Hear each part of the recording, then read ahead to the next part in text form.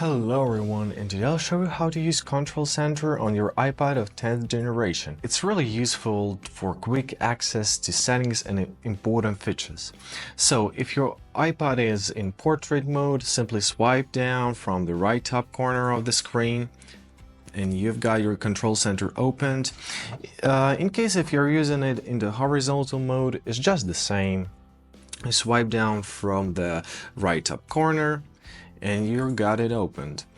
So here you can do plenty of things.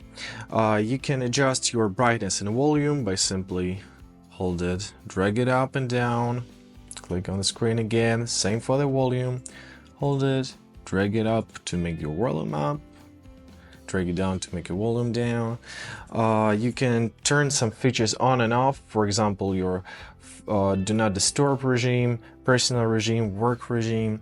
You can easily turn your Bluetooth mode, turn your Bluetooth, Wi-Fi, everything you'd like. You can easily get access to your calculator, to your remote control, and some other functions. Now, in order to customize it, simply open the settings, find Control Center tab, and here you can easily customize your Control Center.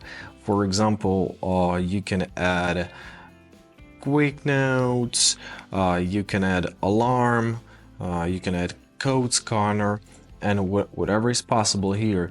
To take some feature off, just simply press on this red dot and press remove. Now it's removed. Customize it according to your preferences and use it on full. Hope this video was helpful. Thank you for watching. Have a good day.